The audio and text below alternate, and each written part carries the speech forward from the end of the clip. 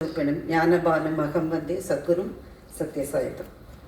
இதயம் என்கின்ற ஆகாசத்தில் என்றென்றைக்கும் வீற்றிருக்கிறவரும், ஆனந்தத்தையும் அறிவையும் தன் உருவாக கொண்டிருப்பவரும், மனம் என்கின்ற ஞான தாமரையில் எப்போதும் மனம் வீசிக் கொண்டிருப்பவருமாகிய குருநாதர் பகவான் சத்யசாய் பாபா அவர்களினுடைய பாதங்களுக்கு என்னுடைய வணக்கங்கள். அனந்தா என்கின்ற இந்த திரைப்படத்தினுடைய மரியாதைக்கும் அன்புக்கும் உரிய தயாரிப்பாளர் அவர்களே, அன்பும் அறிவும் வாய்ந்த அன்பு சகோதரர் சுரேஷ் கிருஷ்ணா அவர்களே, இந்த திரைப்படத்தினுடைய பாடல்களால் தேனை போன்ற தன்னுடைய இசையால் நம்மை ஒரு ஆன்மீக பக்தி அனுபவத்தில் செலுத்த இருக்கின்ற மரியாதைக்குரிய தேவாசர் அவர்களே, முன்வரிசையில் அமர்ந்திருக்கின்ற அன்புக்கும் பிரியத்துக்கும் உரிய திரைத்துறை சார்ந்த அன்பர்களே, எங்கள் இலக்கியத்துறை சார்ந்த அன்பு நண்பர்கள் இசைக்கவி ரமணன் அவர்களே, மரபின் மைந்தன் அவர்களே, அரங்கத்திலே இருக்கின்ற ஏனைய பெரியோர்களே, எல்லாருக்கும் என்னுடைய மிக பணிவான வணக்கங்கள். இந்த கூட்டத்திலே நீங்கள் எல்லாரும் கொஞ்சம் ஒரு ரிஜிடா இருந்து கம்மியாக கை தட்டுற மாதிரி எனக்கு தோணுது. அப்படிலாம் வேணாம், சந்தோஷமா இருக்கலாம். ஒரு ஆன்மீக அனுபவம் அப்படின்றதுனாலேயே நம்ம ரொம்ப நம்மளை சுருக்கிட்டு அப்படியே கெடுபிடியிலலாம் இருக்கிற மாதிரி இந்த படமும் இருக்காது. இந்த திரைப்படமே ஒரு ஆனந்தமான அனுபவமாகத்தான் இருக்க போகிறது. அதனால கொஞ்சம் எல்லாரும் இலகுவா இருந்து நல்லா கை தட்டலான்னு நான் நினைக்கின்றேன். அப்படி சொன்னப்புறமா கூட இவ்வளவு அமைதியா இருந்தா எனக்கு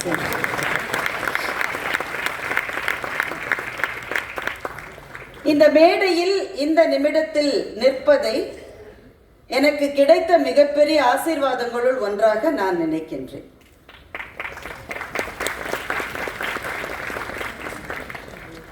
அன்பு சகோதரர் பா விஜய் வந்திருக்கிறார். இந்த படத்துக்கான பாடல்கள் வசனம் ரெண்டுமே அவரால் தான் எழுதப்பட்டிருக்கிறது.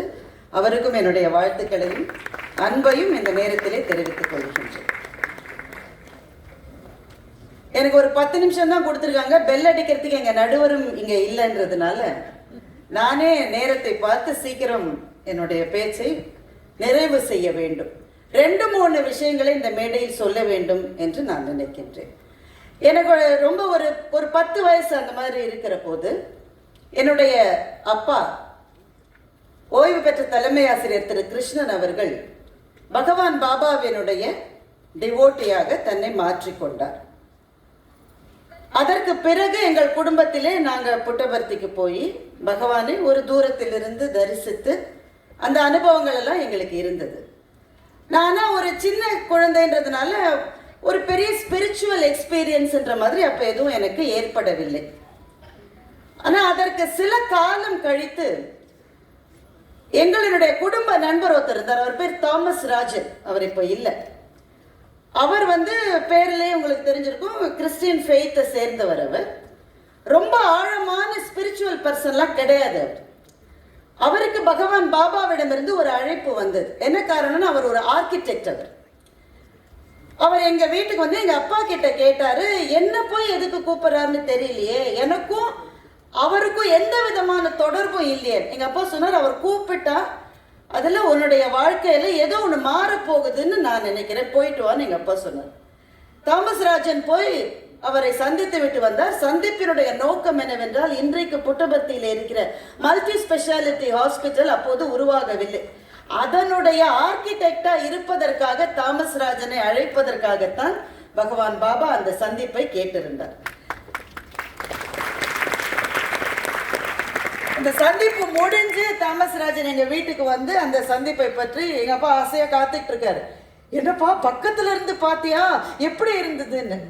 அதற்கு அவர் சொன்ன பதில் இத்தனை ஆண்டுகள் கழித்து இன்னும் என் காதிலே இருக்கிறது.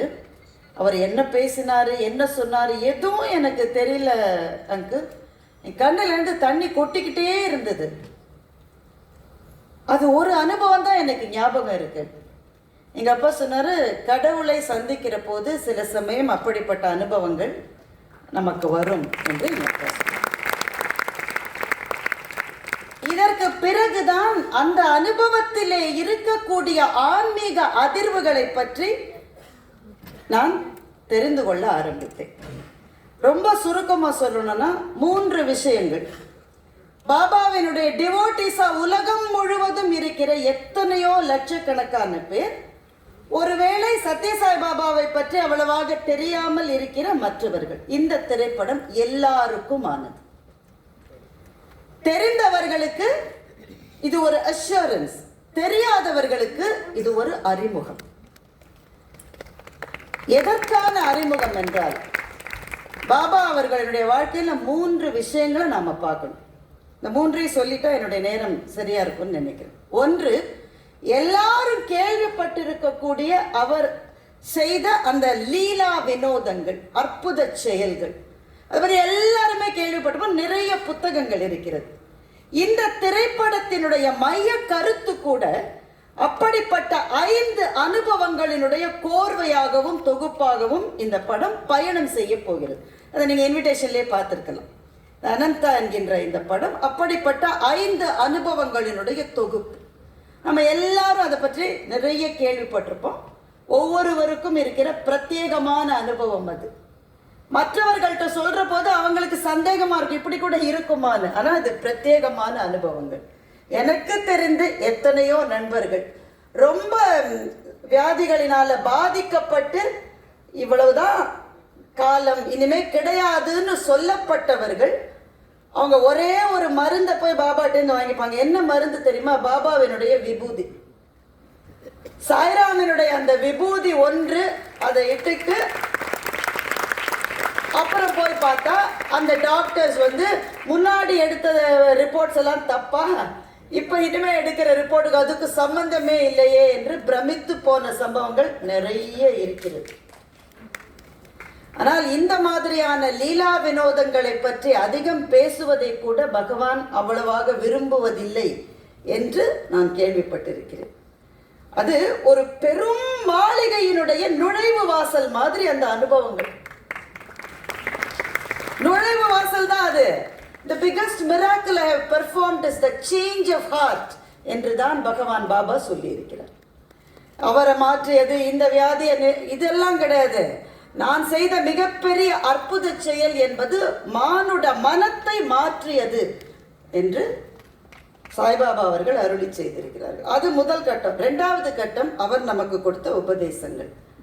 என்றென்றைக்கும் வாழ்க்கையில கஷ்டமான தருணங்களில் கூட வரப்போகிற உபதேசங்கள். என் மனதுக்கு ரொம்ப நெருக்கமானது அவர் சொன்னது, there is only one caste, the caste of humanity. There is only one religion, the religion of love. There is only one language, the language of the heart என்று பகவான் சொல்லி இருக்கிறார். இந்த உலகத்திலே இருப்பது ஒரு சாதி, மானுடம் என்கின்ற சாதி. இந்த உலகத்திலே இருப்பது ஒரே ஒரு மதம், அன்பு என்கின்ற மதம். இந்த உலகத்திலே இருப்பது ஒரு மொழி, இதயத்தினுடைய மொழி என்று பாபா சொல்லி இருக்கிறார். ரொம்ப சிக்கலான தத்துவ விசாரணைகளை கூட ரொம்ப எளிமையாக சொல்லுவதுதான் பாபாவினுடைய பாணி. நீங்க நிறைய பேர் கேள்விப்பட்டிருப்பீங்க. ஒருத்தர் போய் பாபா கிட்ட ஐ வாண்ட் பீஸ் என்று கேட்டிருக்கிறார். எனக்கு அமைதி வேணும், ஐ வாண்ட் பீஸ். பாபா அவரை அதை ஒரு பலகையிலே எழுத சொல்லுகிறார். அவர் எழுதுகிறார். இந்த ஐன்றதை அழிச்சிருங்க, அழிச்சிட்டாரு. வாண்ட்ன்றதை அழிங்க, அதையும் அழிச்சிட்டாரு. ஐ வாண்ட், இது ரெண்டுத்தையுமே அழிச்சிட்டா பீஸ் தானா வந்துரும் என்று பாபா சொன்னார். நான் என்கின்ற அகங்காரம், எனக்கு வேண்டும் என்கின்ற ஆசை, இந்த இரண்டையும் தவிர்த்து விட்டால் அமைதி என்பது தானாகவே வந்து சேரும் என்பது பாபா நமக்கு சொன்ன பெரும் பாடம். ரொம்ப எனக்கு நிறைய சொல்லிட்டு போல நேரம் இல்லை. 2 விஷயங்களை மறக்கணும், 2 விஷயங்களை மறக்க கூடாதுன்னு பாபா சொல்லுவார். 2 விஷயத்தை மறக்கணும், 2 விஷயத்தை மறக்க கூடாது. எதை மறக்க கூடாது? மற்றவங்க நமக்கு செய்த நன்மைகளை மறக்க கூடாது. நாம் மற்றவர்களுக்கு செய்த தீமைகளை மறக்க கூடாது. நாம மற்றவங்களுக்கு நம்ம அறியாம எவ்வளவு செஞ்சிருப்போம், அதெல்லாம் தெரியும், உள்ள வெளியில காமிச்சிக்க மாட்டோம், தெரியும் தானே நமக்கு. நாம் மற்றவர்களுக்கு செய்த தீமைகளை மறக்க கூடாது. சரி, அப்ப எதை மறக்கணும்? மற்றவர்களுக்கு நாம் செய்த நன்மைகளை மறக்கணும். மற்றவர்கள் நமக்கு செய்த தீமைகளை மறக்கணும்.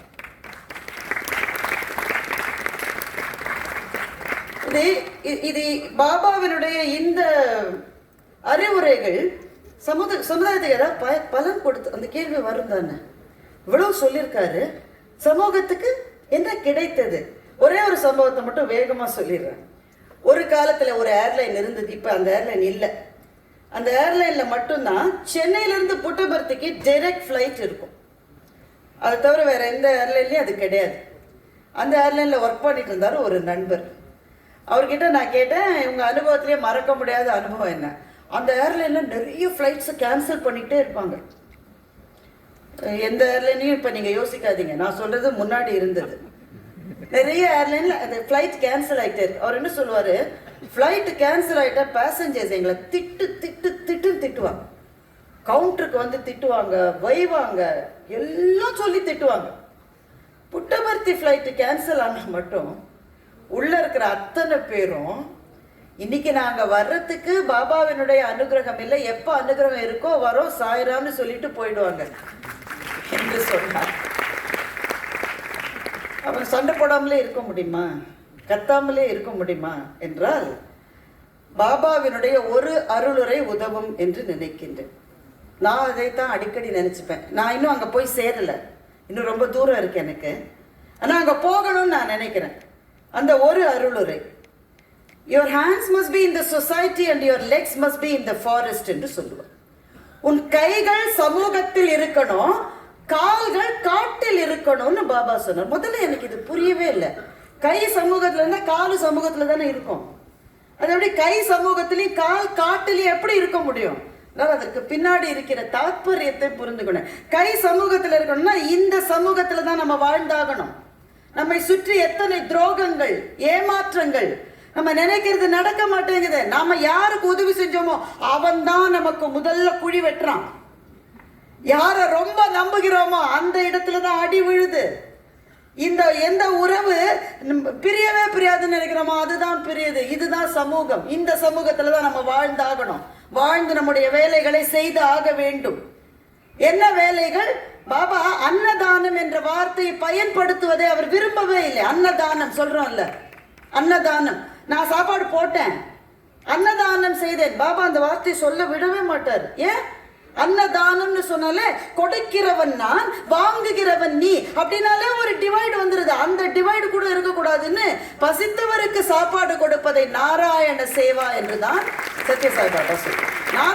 நாராயணனுக்கு செய்வது. இந்த மாதிரியான வேலைகளை சமூகத்துல இருந்துதான் நீ செய்யணும். ஏன்னா உன் கை சமூகத்தில் இருக்கணும். அப்ப கால் காட்டுல இருக்கணும்னா என்ன அர்த்தம்? இந்த வானப்பிரஸ்தம்னு சொல்லுவாங்க. எல்லாத்துல இருந்து கொஞ்சம் விலகி இருப்பதுதான் வானப்பிரஸ்தம். காட்டுல இருப்பாங்க, அப்பெல்லாம் போய் நம்ம காட்டுல இருக்க முடியாது. சமூகத்தில இருந்து கொண்டே காட்டில இருப்பது போல விலகி இருக்கணும். இதுதான் பாபா சொன்னது. எப்படி விலகி இருக்க முடியும்? பாபா ஒரு முறை ஜனகரினுடைய கதையை சொன்னார். அதை நேரே கேட்கிற வாய்ப்பு எனக்கு கிடைத்தது. ஜனகர் மன்னர், உங்களுக்கெல்லாம் தெரியும். சுகபிரம்மரிடம் ஜனகர் பாடம் கற்றுக்கொண்டிருந்தார். அவருக்கு ரொம்ப ஸ்பெஷல் ஸ்டேட்டஸ் கொடுக்கிறாரு சுகர்னு மற்ற மாணவர்களுக்கெல்லாம் கொஞ்சம் வருத்தம். அதனால சுகர் என்ன பண்ணாரா, ஒரு நாள் ஒரு சின்ன டிராமா செட்டப் பண்ணாரு. அடுத்த நாள் பாடம் நடக்கிற போது ஒரு ஓடி மிதிலை தீப்பற்றி எரிகிறதுன்னு சொன்னார். மிதிலையில் யாருக்கெல்லாம் வீடு இருந்தோ அவெல்லாம் ஓடி போயிட்டான். அப்புறமா ஜனகர் கேட்டார், நெருப்பை அணைப்பதற்கு எல்லாரும் முயற்சி எடுக்கிறாங்க. எல்லாரும் முயற்சி எடுக்கிறாங்க. ஆனால் அரண்மனை தான் முழுக்க எரிஞ்சு போச்சு.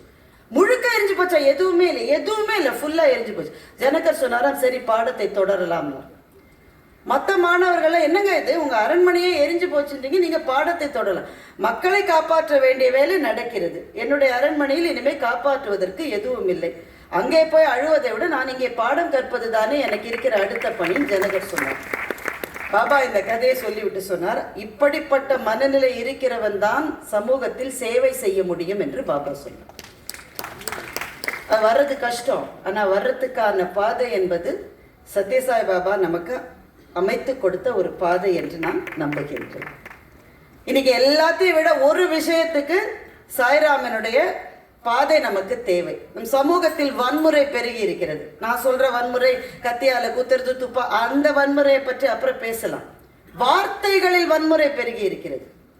நீங்க எந்த சோசியல் மீடியா எடுத்துக்கங்க, எந்த கூட்டத்தை எடுத்துக்கங்க, எதை எடுத்துக்கங்க, என்ன சொற்கள் வருகிறது, எல்லா சொற்களும். அட ஒரு நிகழ்ச்சி இருந்தா கீழே கமெண்ட் போடுறதுல இருக்கிற சொற்களை படிக்க முடியுமா நம்மால? சொற்களில் வன்முறை, வார்த்தையில் வன்முறை. ஆனா என்றைக்கு சாய்ராமனுடைய பாதங்களில் சரணடைந்து அந்த பாதையில் காலடி வைத்து விட்டார்களோ மனதில் மென்மை வருகிறது. அதற்கு முன்னால் வார்த்தைகளில் இனிமை வருகின்றது. இனிய உளவாக இன்னாத கூறல் கனி இருப்ப காய் கவர்ந்தற்று என்று வள்ளுவன் சொன்னானே, அதுதான் இந்த மண்ணின் வேதம். இனிய சொற்களை பேச வேண்டும். அந்த பயிற்சி நம் குழந்தைகளுக்கு வர வேண்டும் என்று சொன்னால் அவர்களுக்கு பாலசேவிகாக்கு நீங்கள் அழைத்து போய் பயிற்சி கொடுக்கலாம், எல்லா பயிற்சியும் கொடுக்கலாம். ஆனா அந்த அறிமுகமே இல்லாதவர்களுக்கு ஒரு வாயிலை திறக்கிற பணியைத்தான் இந்த அருமைக்குரிய தயாரிப்பாளரும் திரு சுரேஷ் கிருஷ்ணா அவர்களும் செய்திருக்கிறார்கள். இப்படி கூட ஒரு பாதை இருக்கிறது என்று நம்முடைய அடுத்த தலைமுறைக்கு செய்கிற பெரும் பணியை அவர் செய்திருக்கின்றார். சுரேஷ் கிருஷ்ணாவை பற்றி நினைக்கிற போது அண்ணாமலையும் பாட்ஷாவும் நம்முடைய ஞாபகத்துக்கு வரும். பாபா என்கிற படத்தை அவர் எடுத்தார். அன்றைக்கே அவருக்கு சிக்னல் வந்துருச்சு, இந்த படத்தை அவர் எடுக்கணும் பின்னாடின்னு சொல்லி. அப்படிப்பட்ட அதிரடி சரவெடி படங்களை எடுத்த ஒரு இயக்குனர் இந்த படத்தை ஒரு ஆன்மீக அதிர்வலையை ஏற்படுத்துகிற படமாக எடுத்திருக்கின்றார். இதற்கு தேனிசை தென்றல் தேவா ஐயா அவர்களினுடைய அற்புதமான அந்த இசை, மனத்தை உருக்குகின்ற அந்த ஆன்மீக இசை, மிகச்சிறந்த வசனத்தை எழுதியிருக்கிற சகோதரர் பா விஜயனுடைய பாடல்களும் வசனமும், இது எல்லாமே இந்த படத்துக்கு அணி செய்யும். இந்த படத்திலே நிறைய பேர் பங்களிப்பு செய்திருக்கிறார்கள். அவர்கள் எல்லாருக்கும் இது ஒரு ஆன்மீக அனுபவமாக இருக்கும். ஆனால் இது ஒரு டாக்குமெண்ட்ரிலாம் கிடையாதுங்க, கமர்ஷியல் படம் தான். அதே துடிப்போடு கிளைமேக்ஸில் இருக்கிற சஸ்பென்ஸோடு தான் இந்த படத்தை நாம் பார்க்க போகின்றோம். ஒரு படத்தினுடைய ஆடியோ லான்ச் என்பது பல சமயங்களில் பலவிதமான அதிர்வலைகளை ஏற்படுத்துகிறது. ஆனால் நம்முடைய சமூகத்தில் அன்பையும் அமைதியையும் சொன்ன பகவான் பாபாவினுடைய ஆன்மீக அதிர்வலைகளை எழுப்புகிற ஒரு நிகழ்ச்சியாக இந்த நிகழ்ச்சி இருப்பது என் நெஞ்சத்துக்கு மிகவும் நெருக்கமாகவும் நெகிழ்வாகவும் இருக்கின்றது. இந்த படம் வெற்றி பெறவும் இதனுடைய பாடல்கள் நம் நெஞ்சத்திலே தங்கி தங்கி வன் சொற்களை கேட்டு கேட்டு கேட்டு அதுக்கே நார்மலைஸ் ஆயிட்டோம். கடுமையான சொற்கள், தீய சொற்களை கேட்டால் கூட இதுதான் இது இந்த மாதிரி தான் எல்லாரும் பேசுறாங்கன்னு அதை ஏற்றுக்கொள்ளுகிற ஒரு மனநிலைக்கு நாம வந்து விட்டோம். இந்த மனநிலையிலிருந்து மாறி சொற்களில் இனிமை, நெஞ்சத்திலே பணிவு, நம்முடைய வாழ்க்கையே மற்றவர்களுக்கு சேவை செய்வதற்காக கடவுள் கொடுத்த ஒரு வாய்ப்பு என்று பாபா சொன்ன அந்த ஒரு விஷயம் நம் நெஞ்சத்துக்குள்ளே வருவதற்கு இந்த படம் உதவி செய்யும் என்று நான் நெஞ்சார நம்புகின்றேன். இந்த வாய்ப்பை எனக்கு கொடுத்த அத்தனை பேருக்கும் நன்றி சொல்லி, இந்த படம் பிரம்மாண்டமான வெற்றிகளை எய்துவதற்காக சாய்ராமனுடைய அருளையும் இந்த மேடையிலேயே இறைஞ்சி விடைபெறுகிறேன். நன்றி, வணக்கம்.